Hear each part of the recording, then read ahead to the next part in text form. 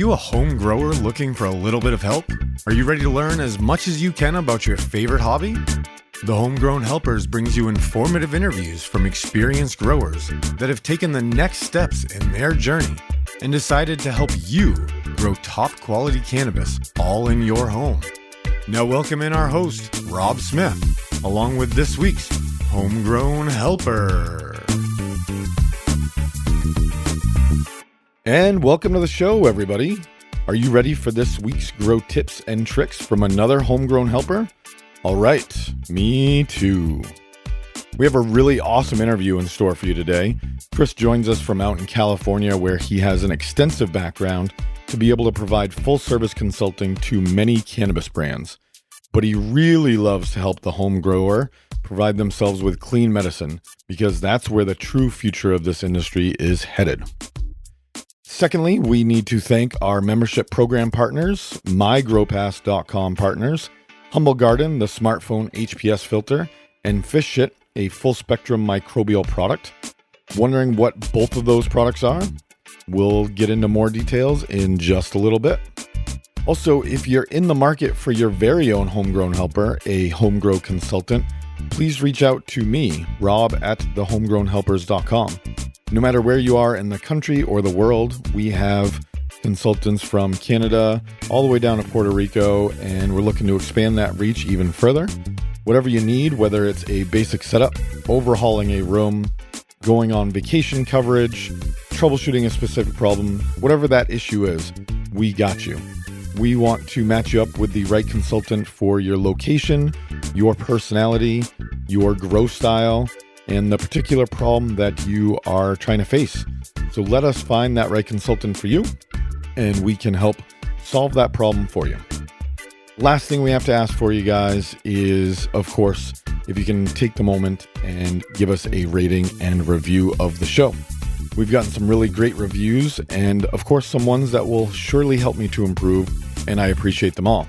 So let's thank you for taking the time to, give us a rating and review. So thank you.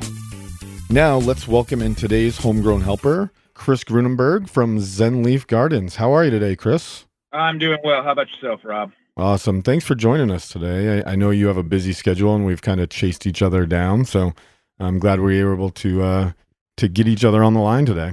I'm glad we could connect, and I'm glad I could get on the show and spend some time with you. Awesome. So, Chris, why don't you start us off and tell us where you're from and how long you've been growing cannabis? Yeah, so I'm currently living in California, originally from Pittsburgh, Pennsylvania, and then spent some time in the Southeast in North Carolina back in my military days. I started growing cannabis back in 2006 when I was medically discharged from the Army for Crohn's disease and PTSD, and haven't looked back since. So I've been growing since 2006, Rob. Awesome. What branch of the military were you in? I was U.S. Army. Well, thank you very much for your service, sir. Not a problem at all. So you do a lot of work with veterans, right? Yeah, I do a lot of work with veterans. That's kind of how I got into the space. I started out growing because I developed an addiction to Oxycontin when I was going through my surgeries for Crohn's disease. And somebody was fortunate enough to introduce me to cannabis as a medicine. I'd smoked pot in high school and had my fun with it, but to be actually shown the medicinal side of it.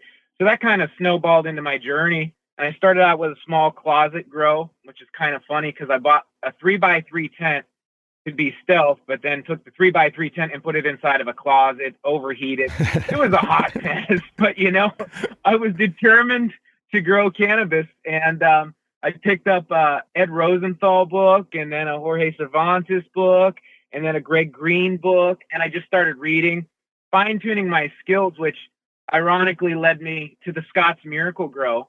Long story there, but we'll shorten it up. I spent about 6 or 7 years with them, working on the home side of the business, and then also continuing to work on the cannabis side. Switched over to a biopesticide company and developed a biopesticide line specifically developed for cannabis. And then decided at that point I was going to move on to another startup. It turned out to be a bad relationship. So I said, you know what? I just want to do things my way and really go out there and help people and add value to the community. So I started Zen Leaf Gardens. Awesome. And you were saying before we hit the record button that you work with Ed Rosenthal now? Yeah, so Ed Rosenthal is one of my clients. I actually do sales, marketing, and development for him. So I'm a unique, well, I'm not unique. I like to think of myself as unique, but I like to think of myself as a unique individual in the cannabis space because cannabis was always taboo where I grew up and the family that I grew up in. So I took the traditional route and went to UNC and got a bachelor's, got a master's degree, and worked for the traditional companies. So I've got a lot of business acumen and a business skills and working for Fortune companies, learned a lot about business. But then at the same time, I was teaching myself how to cultivate and learning the science of cannabis. So it puts me in a unique position to where I can come into a company like Ed Rosenthal and not even do anything involved with cultivation, looking at his business, his brand, what he's done, where he needs to go, and come in and develop a sales plan and a marketing plan and a brand plan for him and work with the teams that are already there and help grow his business. Awesome. Yeah, that's a very unique approach, and I'm sure appreciated out in your neck of the woods to have a little bit of the background, plus throw in a veteran, and sounds like you're a well-rounded consultant. I do my best. That's all I can do, right? Right on. So, Chris, why don't you tell us about your current grow setup? What's the size of the space that you're growing in, the type of grow medium, number of lights, number of plants, etc.? Yeah, so currently we have no grow because I live in Discovery Bay, and 3 months out of the year we run about 105. So with cooling and everything else, we don't run. But me and my daughter are actually setting up our grows for the fall right now. We're clean energy, so we run 20,000 kilowatts of solar. But we're actually setting up a 5x5 mother tent. We've got a 4x9 clone and veg tent, and then a 4x8 flower tent. In those tents, we run mixed spectrum. So we run CMHs and LEDs, and always run in coco and coir. I like to have a nice blend to where I can pump the plant full of nutrients, almost like a hydroponics application. But at the same time, because I'm using coco and coir blends, I can really create the environment that's soil, which allows me to increase my yield, but also allows me to focus on my aroma and my terpenoid content as well. So that's what we're currently setting up for the fall. And probably around August, we'll start growing again. But in the summertime out here, it's just too hot to grow. Right on. And how many plants do you and your daughter typically grow in that 4x8 flower tent? So in the 4x8, we generally run a scrog setup, and then we got about, give or take, 30 plants in 3 gallons. We scrog them, we top them, and just really push them and see how much we can get out of them. Wow, 30 plants in that 4x8 tent. That takes up about a square foot per plant. Yeah, I crunch them in there, and then I go ahead and net them up and train them and just play with them. Wow. So with the scrog setup, you must have access to all 4 sides of that tent? Yes, I do. Okay, gotcha. I have a nice 3-car garage, so, and my wife hates me for it, but I kind of just, every time we move, and this time we bought a house, I look at how big the garage is, and I say, okay, we got to have a huge garage, and by the way, that's mine. She's like, that means I got to park my car outside. Thank God I have an understanding wife who understands I have a passion for cannabis, because anybody else would have divorced me by now. Yeah, my wife was the same. Fortunately, she shares the passion in cannabis. And when we were looking for our new home up in Maine, it was, nope, this house doesn't have enough space to grow in. Nope, this house doesn't have enough space to grow in.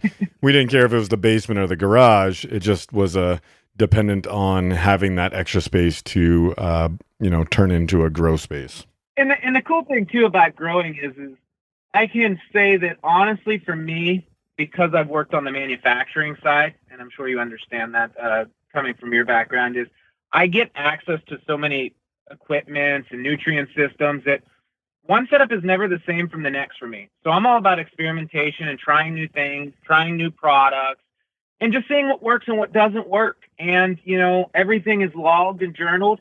And that's kind of how I help my clients out, is because I have access to so many great products from so many great companies. And I just play that when I help companies out, when I consult for companies, I can say, well, why don't you try this? Or why don't you try that? Then I have case studies to back them up. So I'm not just willy-nilly in it and saying, let's throw it this way or that way. Everything that I do when I consult for somebody from a cultivation standpoint is something that I've experimented with at one point or another. Awesome. I'll have to get you some of my product, Atlas Plant Trainer. We'll talk about that after the show. I've heard about that on Growcast. You'll have to tell me more about it because I've heard you on Growcast and never tried it yet. Awesome. So we're very passionate and kind of insist on tracking and documenting things that are going on in the grow, especially if A, it's a new grower, but B, if that grower is looking to get a consultant in to help them grow and improve. Because without, daily notes and some pictures to go along with it, a consultant is just going to take a little bit longer to troubleshoot that problem. So hearing you say and kind of work with people to track down that grow and what they've done is really key to success, in my opinion. Yep, absolutely. So, Chris, what are the things, or what are the top couple of things that you would look at or have a new grower look at when it comes to improving the overall plant health? I'm sure you've seen it already. I've posted on Instagram, but I've kind of, I have these advanced techniques, I have these basic techniques, and I've taken a step back from the advancement. And I think that, there's a lot of cool technology out there, and everybody should definitely try it, experiment with it. But at the same time, I'm going back to the basics with everybody. As you've seen on the LinkedIn, I'm starting to post articles because I feel like in our environment, we're being pushed so many different products every day, advancing the technology, that we've somehow forgotten the basics, right? And the basics are the foundation for everything that we do when we're growing. Without a strong foundation, you're not going to have a successful grow. You're not going to have good plants. So to answer your question and circle back is, I would say just monitoring your environment, right? Everything from the temperature and humidity in whether it's your facility or your grow tent, making sure that, you're venting correctly, that if you don't have enough humidity, you're adding humidifiers or you're adding dehumidifiers, and you're monitoring it depending on if you're in a veg cycle or if you're in a flower cycle. Clean, pest. I cannot stress this enough, especially with home growers. I see it all the time. They're out in their yard, they're doing something active, and then they immediately go into their grow space, not understanding that they're bringing all the pollen and the little microbugs that you can't see into their environment. And not only that, when it's outdoors, right, it's Darwin, survival of the fittest, because they got to battle the elements. But now you just taken a pest or a pollen or some kind of, bacteria and put it in an environment where you're going to send it to cultivate, because you're creating a perfect environment. So I would definitely say monitor that environment. So in your type of setting out there in Northern California, you said it gets really hot during the summer, so you don't grow. Correct. But what's the ideal temperature and humidity setting that you aim for in your flower tents? So in my flower tents, I like to keep it at 75 throughout my flowering. When the lights go off, I like to drop it down 5 to 10 degrees. And for that reason is I like to grow strains that, have auxins in them that'll change the color of the plant to purples, to blues, to pinks. So I like to drop that temperature to really pull out the color in the plant. So I would say 75 lights on, 65 lights off. In flowering, I like to keep the humidity around 25 to 30%. All right. So in your opinion, Chris, what is the single highest leverage move a grower needs to do in order to increase the yield that they achieve off their plants? That's such a multifaceted question, Rob. You know that, right? I do. But so many different ways to look at that. But let me take this approach on it. I see a lot lately, so this is the approach I'm going to take on it. So I see a lot lately that people want to increase their yield because they want to maximize it for the price per pound out here in California. And even Oregon and Washington, I do some work out there. Price per pound is nothing like what it compares to. So they're out and they're buying PK boosters. They're dumping salts, they're pumping. But for me, let's talk about how we can increase our yield without spending any money at all. And again, I circle back to that cannabis basics. Simple techniques like topping and LSTing, scrogging, running a screen of grow. These simple techniques right here that take no money at all, just a little bit of time, a little bit of effort. And even if you don't know what they are, and we may be talking to some people that say, oh yeah, I know what that is. And some people may say, I don't know what that is. Well, you can circle either over to my LinkedIn, which I'll give you after this, and I give you the basics, or just pick up a $20 book. These techniques don't cost you anything, and they're ways to manipulate the plant without any use of additives to really help that plant achieve its maximum potential. And that's the other thing, real quick, Rob, I want to touch on is, I don't know if every grower understands this or not, but a plant only has a maximum potential of yield that it can reach. Mm-hmm. And it's genetically coded. And once it reaches that maximum, you're not going to push it any farther. So if you're running your pH and your ppm right throughout your cycle, and you're steadily increasing that through your flower stage to the point where, maybe around week 6, you're at 1500 ppm, and then you start backing off. If you just run that with your PK boosters and then use the techniques like topping and LST, you can increase your yield and really help your plant reach that genetic maximum without having to have, and I've seen it before where I've walked into grow facilities and home growers where they have shelves of just PK boosters. I'm like, holy cow, what are you doing with that? Yeah, great. Obviously with my background in plant training and the product that I've created, I've given many of those talks of your plant can only achieve so much, but your job is to maximize what you get out of it. And the direction that you grow your plant and how you grow your plant totally impacts, if you get that pound out of that plant from 20 buds or 200 buds. So plant manipulation and manipulating the direction that that plant grows is critical. We're definitely on the same page there. All right, we're going to take a quick break for our mygrowpass.com partners. Give them a little love. This episode of The Homegrown Helpers is brought to you by Humble Garden, creators of the first HPS smartphone filter. You can check them out on Instagram at humble_garden and their website, humblegarden.co. If you've ever grown under high pressure sodium bulbs, you know that taking photos of your garden can be tricky. Humble Garden took the same technology and light correcting glasses and applied it to your phone's camera. With their clip-on HPS smartphone filter, it attaches easily to any phone, giving you crisp and balanced photos that showcase your garden the way it's meant to be seen. Humble Garden is offering our listeners 15% off and free shipping when you use the discount code GROWCAST, or our members of mygrowpass.com receive 25% off whenever they access their member portal. Just head to their website, humblegarden.co, and use the code GROWCAST at checkout, or use the code that you find at mygrowpass.com. Also, our partners of this show are Fish Head Farms and their product, Fish Shit. Fish Shit is a full-spectrum microbial product, an ecosystem in a bottle. Fish Shit can be used from seedling all the way through flush. Our ecosystem of microbes work to make nutrients more bioavailable. It is essentially aquaponics in a bottle, if you didn't gather that from the name Fish Shit. Fish Shit can be used in flour, veg, all the way through flush, as it works to break down salts and improves flavor in your final product. Bring life back to your media with Fish Shit. Use the code GROWCAST at checkout at fishheadfarms.com and save 10%. Or if you're a regular user of your product, we strongly encourage you to sign up at mygrowpass.com for as little as $9.95 a month, and you gain access to the 25% off coupon code.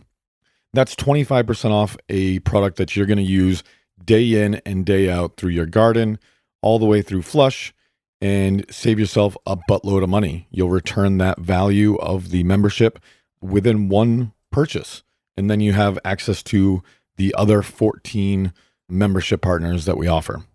So check them out, fishheadfarms.com, and their product Fish Shit. Use code GROWCAST. All right, and we are back. So Chris, do you have any unique grow tips or tricks that you'd like to share with our audience? No art is new art, right? So I just want to start with that. But for me, unique grow tips or tricks, I like to focus on the root zone. And I've been stressing this a lot lately to a lot of people that I've talked to.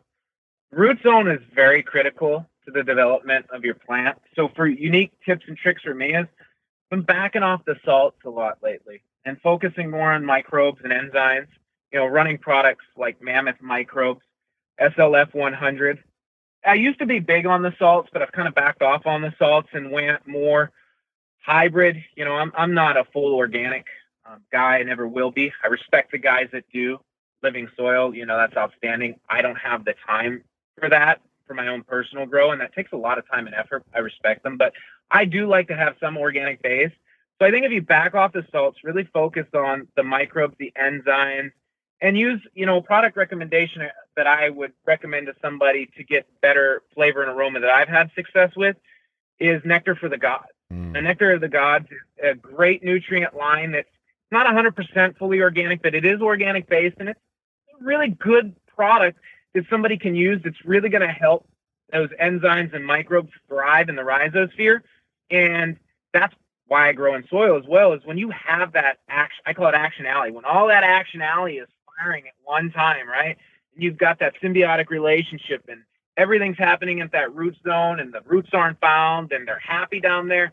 The plant up top, the flavor, the aroma, the terpenoid content, the cannabinoid content, what you're going to get is going to be 10 times better than trying to focus on adding all these other boosters in there. So back off on the boosters, focus more on the root zone, enzymes, microbes, rhizosphere, less salt. So a lot of people don't know this fact, but a plant typically grows about 25% larger than its root base. So if you have that 10-gallon or that 20-gallon pot, but your roots aren't filling up that entire space, your plant is only going to get so big. So, Chris, what do you suggest growers do to ensure that they have as big a root base as possible, but also as a healthy root base as possible? Well, there's a couple of things. One, longer veg times. It's not a race to the finish line if you're trying to produce quality product. I know that there's a standard of 30 days veg, then we get into flowering, but that's so highly variable. So depending on your pot size, longer veg times to allow your roots to fill up to that pot. Also, allowing your soil to dry out, or your media. I focus a lot on soil because I'm heavily soil grower, but even if you're a hydro grower, let it dry out. Let the root zone stretch for the moisture in the water, because if it's not dry near the ball, it's going to reach for water. And allowing those roots to reach allows them to expand and grow. But knowing when to water to where the roots don't stretch too far out, get brittle, and die. So having that right balance of dry and wet as well. And then just not going too big for your pot size. I see that a lot of times too, is, growers will take their plants and they'll transplant them into a 7 or a 10 gallon. And I go back to the 30-day veg time, but then they don't give it enough time to veg. So the plant never achieves that. And then lastly, firing it back at those microbes and enzymes, just making sure you have a healthy soil, a live soil as much as possible. The more microbes and enzymes, the more lively that soil is, the stronger the root zone is going to be and the faster the root zone is going to grow. You bring up a really good point with that transition period. I've talked with a lot of growers that for some reason think it's critical to up pot, which means transplanting into a larger plant pot, a week or literally right before flipping in a flower. And I've always believed that, I'm a big plant energy guy. So my job is to direct the energy into the plant growing in the right direction at the right time. And I don't want my plants growing roots and flower. Like, I want them growing flowers and flower. So if your plant only has so much energy to expend in the course of a day or a growth cycle, grow those roots, grow your plant as big as you want it in veg. And then when you put it in a flower, all of the remaining energy will go into flower production and not worrying about the rest of what's going on with that plant. Does that make sense to you as well? No, that's a great point, Rob. And I'm glad that you brought that up, because it's so true. And it takes it back to where we were talking about, just to the basics, right? Having a strong foundation to really build on. Right on. So, Chris, you've worked with lots of new growers and probably lots of experienced growers. What are the character traits that make up the most successful grower that you love to see when a new grower is looking to hire your services? I like somebody that has patience, that's excited about learning, loves everything there is to love about growing, right? Just loves the plant, the science behind the plant, why the plant does what it does. Just really passionate about it. Some kind of connection there. And sometimes you can explain it and sometimes you can't. But that grower that has that connection with that plant. And then just the willingness to master the basics before you get into the advanced techniques. One of the biggest disheartening things that I find in dealing with growers is when I go in and I go to help them with their grow because they're struggling with challenges for whatever reason. And I come in and I want to start off at the basics, and they just want to go straight into the advanced techniques. And, well, we need to do this and do that. I think the successful grower is going to have the patience, the ability to accept and understand that, hey, I don't have all the answers, because I'm telling you, Rob, me, Chris Grunenberg here doesn't have all the answers, and I learn something new from a grower every day, right? So that willingness to know that you don't have all the answers and that we're all learning from each other, and then just having the patience and listening to the plants, loving the plants, because the plants talk. I've had a lot of people tell me, Chris, you're crazy, but I'll go into my grows when I'm stressed out, and I'll just listen to my plants. I'll look at my plants. They tell me exactly what they need, whether they're hungry or they're overfed or they're underfed or there's too much light. Just listening to them, they're like your children. If you pay attention to that plant, it'll tell you everything that's wrong. So I think that grower that has that want and that's listening to me right now and says, hey, I connect with that, that's the grower that I think is going to be successful, and that's the grower that I want to come add value to. Yeah, we are very passionate here about hooking people up with the right consultant for the job. And that doesn't mean just somebody with the right skills, but personality means a lot when you're trying to learn from somebody else for a long period of time. We can all read a blog post or watch a quick video on YouTube, but if you're looking to get a consultant into your home, I think personality and jiving with that personality means an awful lot. So that's really nice to hear you say that in such a way. Like if you jive with what I'm saying, maybe we can work together. And if we don't, that's okay. There's lots of other ways to learn this, right? Absolutely. And, I can always point them in the right direction. I never turn anybody away, whether we jive or not jive.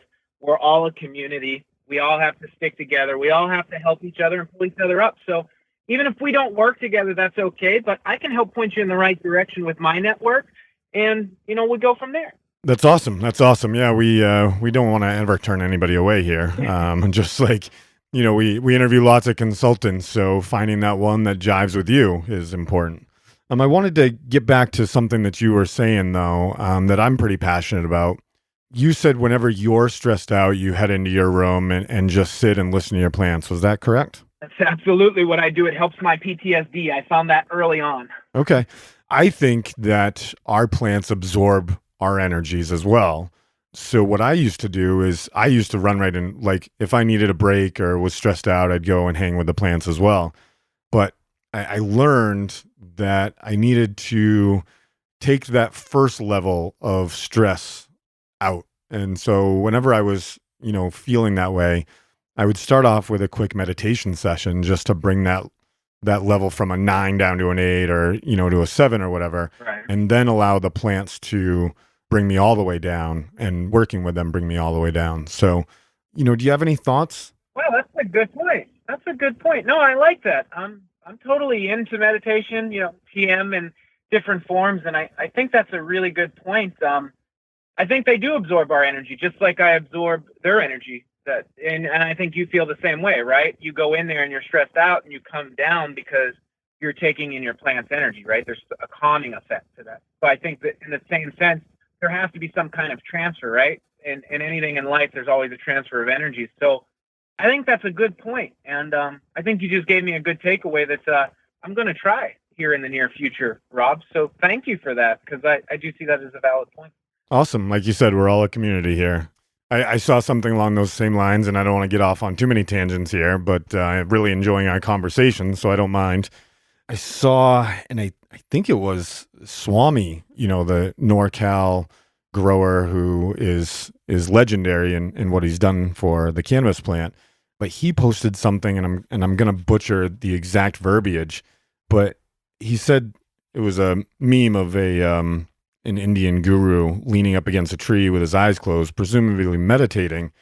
And it was something along the lines of, don't ever feel like what you're doing is useless, because what you exhale, the trees breathe, and what the trees exhale, you breathe. So we're all part of one big ecosystem here. And I think that's important when it comes to growing the cannabis plant or any plant for that matter. Well, Well, you just gave the listeners gold there, so I hope they jump on that one. You just gave them gold, right? I don't even think it's registered in their brain yet, Rob. They're going to have to listen to it, walk away, take it in for a little while, but you just gave them something more valuable than they could ever buy. That's awesome. Thank you for that. So, Chris, we're going to wrap up the regular interview here with this last question. Okay. But just a reminder to our audience, we're going to wrap this interview up, but then we're going to hit the record button again and keep Chris around for another 5 questions where we get a little more personal and maybe a little more hypothetical, a little silly. And we post that up on thehomegrownhelpers.com/bonus or bonus content. And that will bring you right to the spot where we post all of these 5 questions from all of our growers, all of our consultants here. And you can listen to all of them once you get there. So head on over to thehomegrownhelpers.com/bonus for that content. So last question here for you, Chris. What's the last bit of advice you'd like to give to the 300 to 400 growers that are listening to you right now? Do you, and block out the noise from everyone else. Long story short, to tie this up, is when I first started growing, I wasn't growing for me. Everybody was telling me, you need to do this, you need to do that. And I was doing what this guy was telling me and what that guy was telling me, and I wasn't doing me. I wasn't doing what I was comfortable with. I wasn't learning because I was just doing everybody else. Block out the noise, because truly the most successful growers that are comfortable do them and block out the noise of everybody else. So, listen, take in, learn, like I said, but do you at the end of the day. Find out in this conversation that Rob and I had, some of this is going to be valuable to you and some of it isn't. We don't expect you to go out and do everything we say like it's the Bible. Take what you want and throw the rest out, and do that with everybody. But do you, because if you're doing somebody else, you're not going to be happy and you're not going to be successful. And that goes for anything in life. It doesn't matter if you're cultivating, if you're running a micro business, a commercial business, whatever you're doing in the cannabis industry, just do you. Find your niche, find where you're comfortable at, and excel at that. And you'll be successful at the end of the day. Be you, because everybody else is already taken. That's right. I love it. All right, Chris, thanks for a great interview. How can our audience learn more from you, find you, and connect with you in the future? Yeah, so you can go to zenleafgardens.com. Also, check out LinkedIn. I know a lot of listeners aren't tuned into LinkedIn yet, but it's a great platform for publishing. Chris Grunenberg you can find me on LinkedIn. I'm publishing a 10 series article on cannabis basics. Check it out. It's free. You may learn something, you may not. If you go there and you do read it, please like, comment, and repost for me. You can also find me on Instagram at SaterChris1. That's SATYR Chris1. Or at Zenleaf Gardens if the Sater Chris is too hard for you to remember. And then Zenleaf Gardens will route you over to Sater Chris1. And reach out to me. Connect with me. We don't even have to do business, but I love connecting with people and I love sharing ideas. So if you're listening and you want to connect and just kind of share some ideas, reach out to me. I'm always on the wire for anybody in this industry. Awesome. Well, audience, I hope you really took away some value out of that. That was a great interview with Chris. You can find him at zenleafgardens.com, on Instagram at zenleafgardens or SaterChris1. And he's kind of working at the LinkedIn game. So give him some appreciation if you're on that. And from us, don't forget we are part of the Growcast family of podcasts. So if you're just listening to me and want a little more growing content, head on over to growcastpodcast.com or on any of the podcasting channels that you listen to. You can just find it at Growcast. We also have a membership program that we'd love to plug here at the end. Find that at mygrowpass.com. And it will bring you right to a bunch of exclusive content and deep discounts with some amazing vendors. So that's it for us. Happy growing and be well.